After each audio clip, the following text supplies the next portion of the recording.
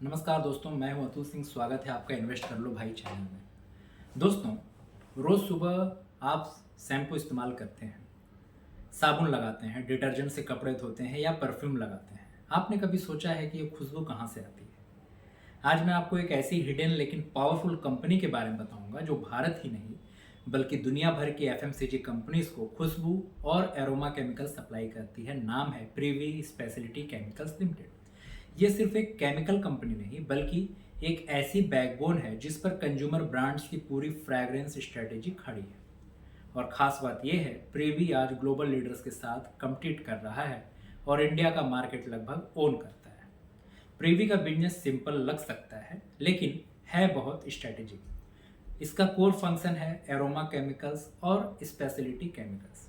Global aroma chemicals market का size करीब $5.5 billion का है और FY30 तक के USD $7.3 बिलियन तक पहुंचने का एस्टिमेट है, यानी ईयर ऑन ईयर 4.2% CAGR का।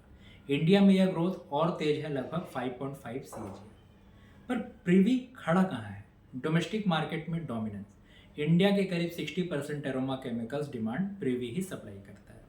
इसके क्लाइंट्स टॉप एफएमसीजी मेजर्स जैसे साबुन के लिए, डिटर्जेंट के लिए, शैम्पूज, परफ्यूम्स, टूथपेस्ट बनाने वाले जाइंट्स। रेवेन्यू स्ट्रक्चर की बात करें तो लगभग 70% सेल्स टॉप 5 क्लाइंट से आता है, यानी एफएमसीजी ब्रांड्स के लिए यह मिशन क्रिटिकल सप्लायर है। अगर सप्लाई चेन में प्रीवी मिस हो गया तो कई ब्रांड प्रोडक्शन ही रोक देंगे। अब बात करते हैं नंबर्स की, क्योंकि कहानी वहीं से क्रेडिबिलिटी पाती है। Q1 FY26 कंसोलिडेटेड रेवेन्यू करीब 396.6 करोड़ रहा। Q4 FY25 revenue 387.6 and Q1 FY25 revenue 392.5 crore, यानी टॉप लाइन 390 से 400 करोड़ के बीच क्वार्टरली रेट पर है। प्रॉफिटेबिलिटी की बात करें तो स्टेडली इम्प्रूव हो रही है। नेट प्रॉफिट FY26 के पहली तिमाही में 16.6 करोड़ था, जो कि Q1 FY25 में 14.5, यानी मार्जिन 10 से 12% रेंज में सस्टेन हो रही है। कैश फ्लो भी स्टेबल है, बैलेंस शीट पर हेवी स्ट्रेस नहीं। अब स्ट्रेंथ की बात करते हैं और क्यों वो मीनिंगफुल है। पहला, dominant market share. 60% domestic aroma chemical market share, यानी high entry barrier. Sticky client relationship, 70% revenue top FMCG giant से। तो ये कॉन्ट्रैक्ट अक्सर लॉन्ग टर्म होते हैं क्योंकि फ्रैग्रेंस बदलना ब्रांड आइडेंटिटी बदलने जैसा होता है। तीसरा, बैकवर्ड इंटीग्रेशन। प्रीवी खुद रॉ मटेरियल प्रोसेस करता है जिससे कॉस्ट एफिशिएंसी और मार्जिन सेफगार्ड मिलता है। डाइवर्सिफिकेशन, सिर्फ साबुन और डिटर्जेंट तक नहीं बल्कि perfumes, home care, personal care, toothpaste तक प्रोडक्ट एप्लीकेशन देता है। एक्सपोर्ट पोटेंशियल, यूरोप और यूएसए मार्केट में ऑलरेडी फुटप्रिंट्स हैं, ग्रोथ वहीं से आ सकती है। लेकिन हर कंपनी के पास उसके एडवांटेज तो होते हैं पर कुछ रिस्क भी आते हैं। तो प्रीवी के लिए क्या है? Client concentration risk. 70% revenue top 5 client से आती है। अगर कोई क्लाइंट रिड्यूस करे तो सीधा बड़ा झटका। Raw material volatility, crude derivative से इनपुट आते हैं, क्रूड ऑयल प्राइसेस बढ़े तो मार्जिन दब सकते हैं।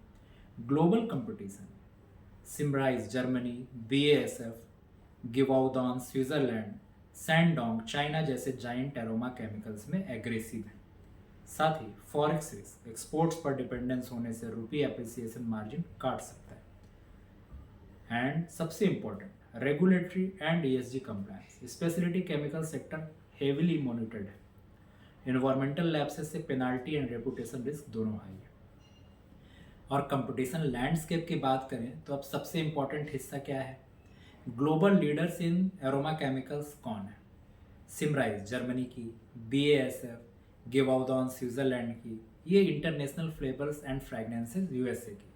इंडिया में डायरेक्ट कंपटीशन है एंथिया एरोमेटिक्स से, SH Kelkar and company limited केवा से। कुछ एक्सटेंट पर आरती इंडस्ट्रीज, गैलेक्सी सर्फेक्टेंट्स भी इनडायरेक्ट कंपटीशन देते हैं। प्रीवी की एज है cost efficiency, domestic dominance and sticky FMCG contracts. लेकिन ग्लोबल जाइंट्स R&D, ब्रांडिंग और इंटरनेशनल स्केल में आगे हैं। अगर प्रीवी को लॉन्ग टर्म में ग्लोबल टॉप लीग में जाना है तो R&D और न्यू मॉलिक्यूल इनोवेशन में निवेश बढ़ाना जरूरी है। प्रीवी का ग्रोथ रोड मैप 3 पिलर्स पर टिका है। पहला, कैपेसिटी एक्सपेंशन। गुजरात और महाराष्ट्र प्लांट्स में कैपेसिटी एक्सपेंशन चल रहा है। एक्सपोर्ट डिमांड को सपोर्ट करने के लिए नया कैपेक्स भी किया जा रहा है। दूसरा, न्यू एरोमा मॉलिक्यूल्स, सिर्फ फाइन केमिकल्स या टर्पीन्स नहीं बल्कि न्यूअर एरोमा मॉलिक्यूल्स डेवलप करने पर जोर भी दिया जा रहा है। तीसरा, export thrust, Europe and US FMCG Giants को टारगेट करना। ऑलरेडी रिलेशनशिप बिल्डिंग हो रहे हैं। इंडस्ट्री एस्टीमेट कहते हैं कि global aroma chemicals demand FY30 तक डबल हो जाएगी। अगर प्रीवी एग्जीक्यूशन सही करता है तो अगले 4 से 5 सालों में ग्लोबल टॉप 5 प्लेयर में एंट्री कर सकता है।